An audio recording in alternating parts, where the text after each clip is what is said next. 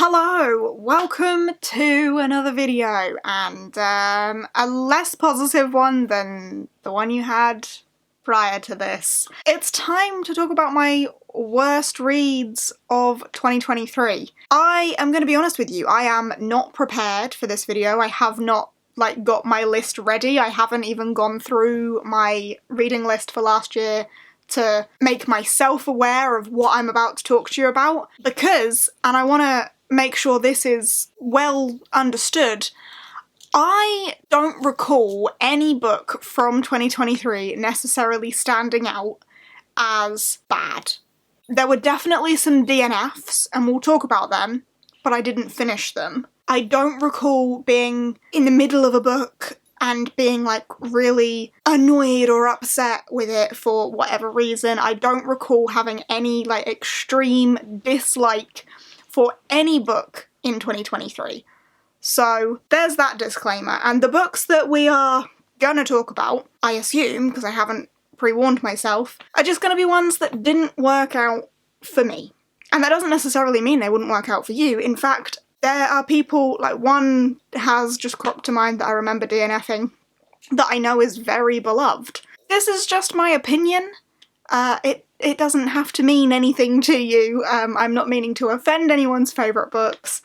It's just a fun recap of some of the things that didn't work out for me reading-wise in 2023. But as I say, nothing stood out as terrible, and I think that says a good thing about my reading last year. Anyway, as I don't know what I'm about to talk about, I've got my core pile sheet ready, so apologies if I keep looking down to my laptop to work out what I'm talking about. I am just gonna scroll down, and anything below a 3-star we will talk about. The first one, the first one below a 3-star got a 0-star, and that's because I DNF'd it. My first DNF of last year is one that hurts. It hurt me, and I know it hurt some other people, and I'm about to hurt them again.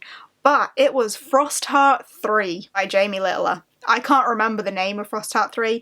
I have actually given all of my Frostheart books to my sisters. I loved Frostheart 1 so much. 5 stars. I really enjoyed Frostheart 2. 4 stars. But there was a certain element in Frostheart 3, and I can't even tell you what it is because spoilers, but there was a certain element in Frostheart 3 that I just could not read. And every time this element came up, it made me angry. So I made the decision pretty early on in that book to be like, look, I was happy with book 1 and book 2, and I'm happy to leave those as good memories. I don't want to ruin that experience by forcing my way through the 3rd book that I'm not enjoying and then having a bad time. So yeah, I DNF'd that. It is a wonderful middle grade story about a young boy who goes on an adventure across the snow sea to search for his long lost parents. He has a Yeti guardian, and he joins the crew of the Frostheart, which is this sledging crew that go on adventures in the snow sea, and there are these leviathans, these big monsters that live in the snow. It's a great adventure story, but just that one element that I can't tell you, and I had to DNF it. So sorry to Frostheart 3. Next up is another DNF. Oh, and it's another one that hurt. I DNF'd Emily Wilde's Encyclopedia of Fairies by Heather Fawcett, and that hurt because I have loved everything else that I have read from Heather Fawcett. Even the Darkest Stars, that duology, I love. Her middle grades, Ember and the Ice Dragons, Language of Ghosts, I really enjoyed both of those. I was really looking forward to Emily Wilde because I have liked Heather Fawcett's other stuff, and I just could not get into the writing style of that at all. And I could see what she was doing with it, it wasn't like her usual writing style, and I get that because it was supposed to be written as Emily Wilde, it was Emily Wilde's writing tone, and I just couldn't get into it. So sadly, writing style for that one I just could not get into, so that was another DNF for me. We go quite a while before finding the next one. Oh, and the next one is a 2-star. Not a DNF, but a 2-star, and that is Stones of Light. Stones of Light was book 2. Zach Argyle, that's who it was by. Book 2 in the Thread Light? Is that what it's called? The first one's Voice of War. And what did I give Voice of War? Because I didn't dislike Voice of War as much. Voice of War got a 3-star, but I could see, like, it had potential, and then book 2, Stones of Light, got a 2-star. I feel bad about this one. Again, I know there are people that really enjoy this series. It is a self-pub fantasy about a world where, like, eye colour links to certain powers, and there are threads, and there are people that can, like, break these threads. So there's, like, the threads of life and the threads of death and so on.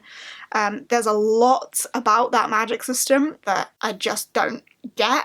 I think it was very plot holey. There was a lot of, this is what it is, and you just have to take my word for that because I'm not going to actually tell you anything. But it did feel very plot holey. I thought the characters were kind of annoying. I wasn't having a good time with that series, so at that point I decided not to read book 3, Bonds of Chaos, and a friend of mine, Alicia, has read it, and she had similar feelings to me on the first couple of books, and she kind of rage read the third one and said, like, it's not worth it. So I DNF'd the series at that point. Yeah, I didn't, like, hate it. I finished it. I didn't DNF it. I DNF'd the series, but I didn't DNF the book. But yeah, it came out at a 2-star. Its lowest score was for logic, which makes sense, like, in the core pile method. The lowest score was logic, and that, I think, is reinforced by what I've just said. Like, it felt very plot holey, the world didn't make sense, the magic system didn't make sense. There were a lot of times where you are kind of taken out of that story because what is happening? So yeah, that one did not go too well for me. Next up is only a couple of books down on my list, and that is Her Soul to Take. I have a whole video on this. I read this one kind of as a joke for a bit of fun. I didn't expect to like it. It is demon smut, not my thing. Was never gonna be my thing, but yeah, I read it for a bit of a laugh, made a video about it, and I don't want that to come across the wrong way and, like, imply that people who enjoy that are funny, or, I mean, you might be funny, but not for that, you know, I'm digging myself a hole here. Like, if that's your thing, I'm really glad that you enjoy that. I knew it wouldn't be my thing. I knew it would make me a little bit uncomfortable, and I thought that could be entertaining for people to see me squirm a bit. If you like that, I'm really happy for you. It just wasn't my thing, and I thought it could be funny for me to give it a go. Needless to say, I didn't love it. It did make me feel a little bit icky in places. There was one particular scene in an alley. If you've read the book, maybe you'll know what scene I'm on about. But yeah, that was fun and a time, and there's a video for it if you want to see the whole shebang. But yeah, that got 2 stars for me. Clearly I went through a time here of some less good books, because the next one, 2 stars, is Witch Week by Diana Wynne Jones. Can I say I like Diana Wynne Jones at this point? I don't know. I love Howl's Moving Castle, and on that basis, I want to love Diana Wynne Jones. I loved Howl's Moving Castle, I loved Castle in the Air, and I loved House of Many Ways. Like, the Howl trilogy, beautiful. Love them. I have moved on to the Chrestomanci series, and the first couple were okay, not great, and then Witch Week I found really difficult to get through. It's set at this school where if you are found to be a witch, like, you're pretty much gonna get executed, and so many of the kids are accusing this one girl of being a witch just because of who she is. Like, they're bullying her, basically calling her a witch because they want her to die. It was just very heavy on the bullying and was therefore uncomfortable to read. It just felt a bit heavy-handed. I will continue with more of the Chrestomanci. I am determined to get through that series, but that one didn't stand very strong, sadly. And then again, not long after that, another 2-star read, ones that I was finishing, just, yeah, didn't love, was Check Please, the graphic novel about the hockey-playing baker kid. The art style for this, very cute. The premise of this like kid vlogging his time going to college, and he's really good at hockey and he gets on the hockey team, but he's also really good at baking and has these like 2 different sides to his personality, as well as the vlogging thing. The graphic novel is like told as in like his vlog updates. It was a cool concept. I didn't care for any of the characters, sadly, even our main character, and the romance element to that, like, there was nothing, and then it was like, bam.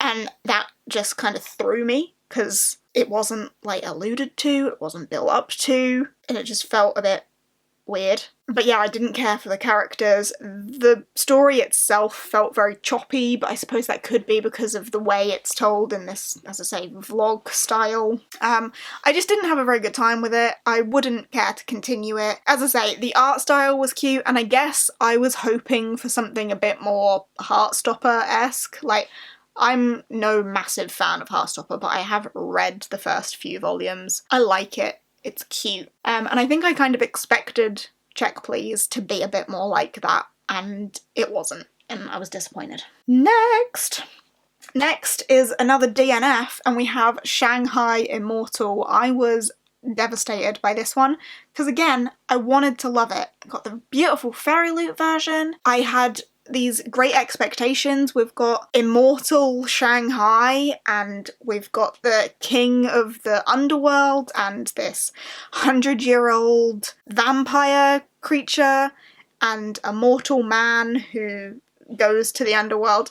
Like, it seemed like it could be good. It wasn't. I said that there was no book that stood out to me as particularly bad. Maybe it's this one. Like, if I had to, from the ones we've mentioned so far, if there's one that I would say, oh, maybe it's this one. Our main character is supposed to be like 100, and she behaves like a 14-year-old. The phrase piss fart. Like, if you're gonna swear, swear. Just swear. Don't try and... just annoyed me. Like, piss fart, and the frequency with which piss fart was said. And, like, anytime something annoyed this girl, who's supposed to be 100-year-old and behaves like a 14-year-old, like, she would stomp her feet and scream and cry about it, and just, it all felt very immature. And then the male character, who, from where I read up to, I could be wrong about this because I did DNF it, but from where I read to, the way it was going was that he was probably going to be the love interest, was like a 33-year-old banker or something. And then the fact that he was like in his 30s, and I know she was supposed to be 100, but she felt 14, that then made me feel uncomfortable. And I know that that's not how it's written. Like, it's not that she's 14, she just read like she was. So it just made me feel icky. But again, that's not how it was written, so that is a me thing. But everything about it just felt a little bit immature, and it wound me up. So that one, yeah. And then immediately after that, I was hit with another DNF. Great time. And that one was A Dowry of Blood. Now, this one is definitely a me thing. I went into that having been told by a few people, this one's probably not going to be for you, but because I had the Fairy Loot edition, because I was debating unhauling it, I wanted to give it a go before I made that decision. So I gave it a go, and as expected, DNF'd it. I have a personal trigger around domestic violence, domestic abuse, that whole thing, and it was Dowry of Blood about abused wives. So, like, I shouldn't have read it to start with. I should have listened to those people, but wanted to give it a go because I had it. But it was never going to be for me. So yeah, that's a me thing. Also, wasn't particularly enjoying the writing style. Probably could have pushed through the writing style, but the characters made me uncomfortable because of my personal feelings on that topic. So that's a me thing. We have a visitor. No! We have a visitor. Next on my list is another DNF, and that one is The Bookshop and the Barbarian. I was reading this on Patreon Sprints, and one of my patrons told me to stop, so I did. This book was really weird. It was trying to be something that just wasn't landing. Like, it was quizzing you. That's the one thing I remember from that book. Like, I don't know, like 50 pages in or something, it's like, right, were you paying attention? Here's a quiz. What? But that one is about a barbarian and someone buying a bookshop, but someone doesn't want her to have the bookshop, so she hires the barbarian to help guard the bookshop. I feel like it was probably a romance, but I didn't get very far. The writing style was just really bizarre, and I didn't get far enough in to have much more of an opinion than that. But whenever I was reading it, it was just like, what? I don't get what this book is trying to do, because it was trying to be funny and trying to like break that fourth wall to the reader, but it just wasn't doing it very well, and it just didn't land. That's a miss from me. The next one on my list is a 2-star, which is Sheets. The graphic novel Sheets. I know that people love this and think that it's a cute graphic novel. I just found it boring.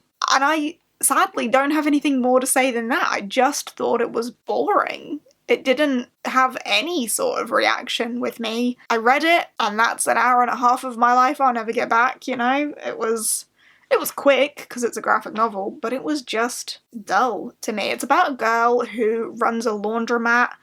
Her mum has passed away, her dad is implied depressed, full of grief, doesn't really do much to care for his family anymore, so the young girl runs the laundromat. There is this, like, pompous rich guy in town that wants to buy it off her to turn it into something else. Her family could do with the money, but she doesn't want to get rid of it because it was her mum's. And a ghost gets into the sheets, and the ghost tries to help her. Sounds cute in premise. It was just boring to me. Didn't go too well. My next DNF was an accidental DNF, because I wasn't disliking this book, it just felt really long, and then I put it down, and here we are, and I haven't picked it up again. And that is City of Dusk. I got 320 pages into that, and it just felt really long. And I haven't picked it up since November, which is when I started it. I even got the audiobook for it, and I still just haven't finished that. And I don't know if I can remember what it was about, even. It just didn't grip me. I wasn't hooked. It felt very long. I wasn't disliking it, as I say, like, there was nothing wrong with it. It just didn't sink its teeth into me, and I found it quite forgettable and easy to put down and then not pick up again, hence why we're here in January and I still haven't picked that back up. I think it was about these kids from these different families, and each of these families had some tie to the emperor, and the emperor didn't have an heir, or the king, or whoever was in power didn't have an heir, and each of these families had some sort of tie to the throne, and the emperor had to pick one of them to be his successor, but also there were murders happening, and the method of murder was demon summoning, and then one of the family's kids got accused of that, but maybe the demon summoning wasn't what was doing the killing, and maybe they need to summon demons for some sort of reason. I am clutching at straws here. I don't know what I'm talking about. Something to do with demons was definitely in there, because the demons were interesting me, but the book itself just felt really long. So maybe I'll go back to that one. I don't know if that's a hard DNF or a soft DNF, but it's on my list as a DNF. So there we go. Next up, and the last book I have to talk to you about, is Evernight by Ross Mackenzie, which is a middle grade that made me uncomfortable. I didn't have necessarily very high hopes for that one. It's about a shadow man, and There's a girl who finds something magical in the sewers, and there's this like evil witch that controls this shadow man, and she needs these magical artifacts, and he goes after the kids that find things in the sewers. And then he just brutally murders 3 of them. And at that point I was like, I'm out. I'm not feeling this. And also the way the villain was described, like it was, oh, and that was it. There was a couple of characters. The author seemed to have some sort of obsession with describing ugly characters, and the villain, the big bad witch, obviously had to be this hideously deformed, ugly witch. And that also made me uncomfortable. And then there was another character who was only there temporarily, but also was like mean. And again, we were just really in depth given this description about how ugly he was and how he was this spotty, horrible mess of a face, and it looked like he was gonna get pus in his food from his face. And it was just like, unnecessarily gross, dude. So I DNF'd that one too. And that was the last one. I actually wasn't counting how many books that was, but they were my worst books of 2023. I still have City of Dusk. Other than that, I have unhauled every book I've just spoken to you about. They're all gone. So I will have been putting them on the screen, I hope. Editing me, did I do that? Did I? Just for fun, what was the worst book you read in 2023? Let's reminisce on bad times. But fingers crossed, we have less of them in 2024. We read for fun. We DNF books that we're not enjoying. No more rage reading. I think I did pretty well at that last year. I didn't rage read anything really, hence why nothing stood out to me as really bad. I was just DNFing things that I wasn't enjoying because we don't have time to read bad books, or books that we personally think are bad. I hope you have enjoyed hanging out with me for a bit, reminiscing on bad times. As I say, let me know what your worst book was for giggles down below. That's it for this, so thanks for hanging out, and I will see you in whatever comes next. Bye!